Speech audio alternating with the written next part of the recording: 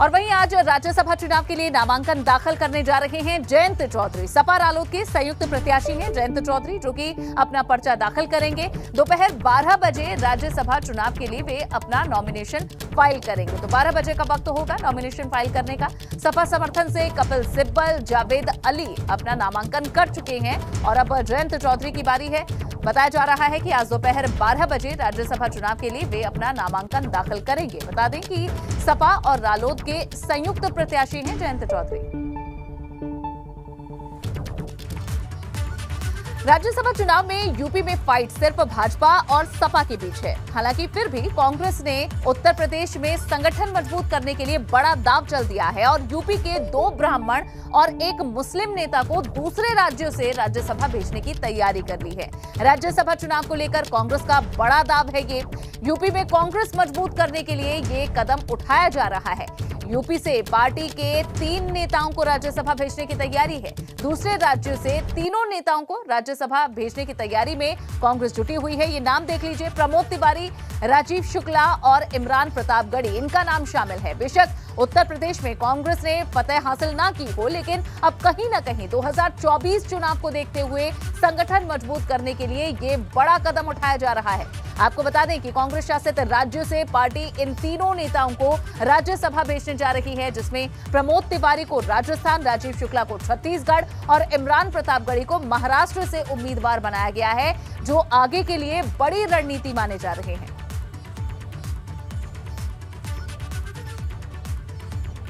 UP में 2 Lok Sabha seat पर होने वाले उपचुनाव के लिए आज नामांकन है। आज से नामांकन शुरू हो रहे हैं। आजमगढ़ रामपुर सीट पर उपचुनाव के लिए आज से नामांकन की प्रक्रिया शुरू हो रही है। अभी तक सिर्फ बसपा ने आजमगढ़ से गुड्डू जमाली को अपना प्रत्याशी बनाया है। आजमगढ़ में बसपा से गुड्डू जमाली, रामपुर में अभी तक कोई उम्मीदवार हालांकि नहीं उतारा गया है बसपा की ओर से। दोनों सीटों के उपचुनाव पर भाजपा और सपा ने अपने प्रत्याशी अभी तक नहीं उतारे हैं। आपको बता दें कि आजमगढ़ लोकसभा सीट पर समाजवादी पार्टी 2 अन्य नामों पर भी विचार कर रही है। इसमें एक नाम पूर्व सांसद धर्मेंद्र यादव का है, जबकि दूसरा नाम आजमगढ़ से ही सांसद रहे और वर्तमान में विधायक रमाकांत यादव का है। इससे पहले डिंपल यादव के आजमगढ़ से लोकसभा उपचुनाव लड़ने को लेकर भी चर्चाएं थी, लेकिन अब 2 और नाम सामने आ गए हैं। हालांकि आजमगढ़ से समाजवादी पार्टी का उपचुनाव में कौन होगा उम्मीदवार, अखिलेश यादव को ही तय करना है।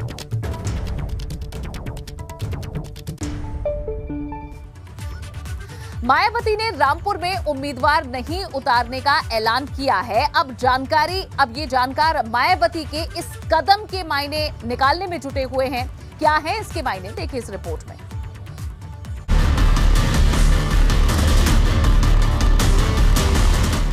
मायावती की हुंकार, आजम के गढ़ में नहीं उतारेंगी उम्मीदवार। आजमगढ़ में हाथी का डेरा, लाल के खिलाफ नीला घेरा।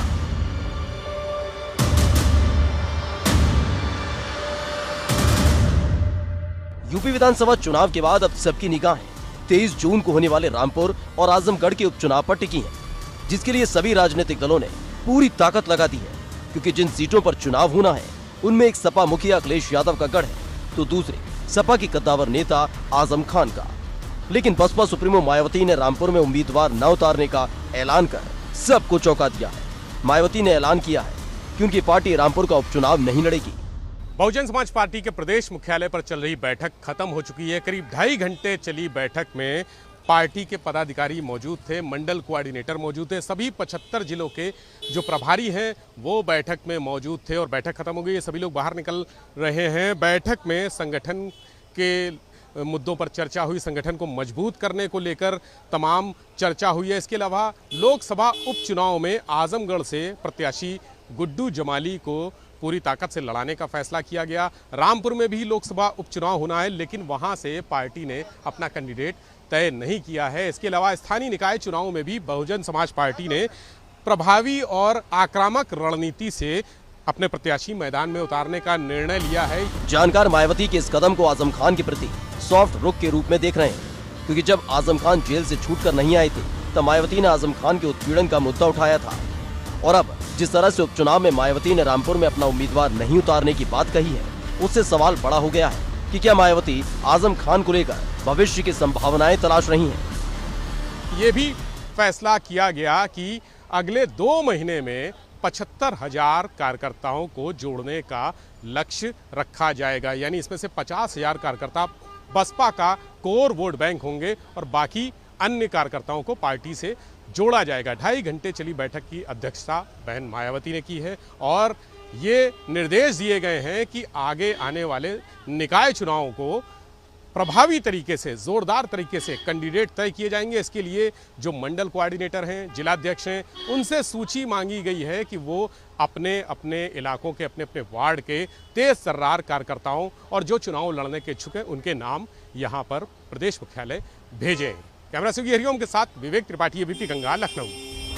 रामपुर का उपचुनाव नहीं लड़ने के ऐलान पर इसलिए भी सवाल खड़े हो रहे हैं कि मायावती ने आजमगढ़ में पहले ही गुड्डू जमाली को अपने उम्मीदवार के रूप में उतारने का ऐलान कर रखा है, जबकि आजमगढ़ में डिम्पल यादव के चुनाव लड़ने की चर्चा है। ऐसे में आजम पर नर्म और अखिलेश पर गर्म रवैया कई सवाल खड़े कर रहा है। जानकारों की माने तो मायावती की नजर आजम खान के बहाने उस दलित मुस्लिम के गठजोड़ पर है जिसके सहारे मायावती 4 बार उत्तर प्रदेश की मुख्यमंत्री बनी। वैसे भी बसपा को एक मुस्लिम चेहरे की जरूरत है, क्योंकि जब से नसीमुद्दीन सिद्दीकी ने बसपा को छोड़ कांग्रेस का दामन थामा है, बसपा का मुस्लिम जनाधार कम हुआ है।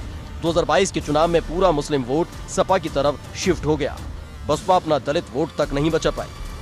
यही वजह है कि मायावती फिर से भविष्य की रणनीति बना रही है और आजम खान हो सकता है उनकी इस रणनीति का एक हिस्सा हो, क्योंकि पदाधिकारियों की बैठक में मायावती ने कई लक्ष्य तय किए हैं, जैसे 2 महीने में 75,000 नए सदस्य जोड़ने का लक्ष्य और यूपी के सभी जिलों में सदस्यता अभियान चलाने पर जोर। एक तरह से मायावती का पूरा फोकस 2024 के चुनाव पर है, जिसके लिए बसपा 2004 वाली रणनीति पर काम करेगी, क्योंकि 2004 का प्रदर्शन बसपा फिर से नहीं दोहरा पाई है। 2014 के लोकसभा चुनाव में जब पार्टी का खाता भी नहीं खुला था और 2019 के चुनाव में बसपा ने सपा के साथ मिलकर चुनाव लड़ा था। इसके बाद भी पार्टी सिर्फ 10 सीटें ही जीत पाई।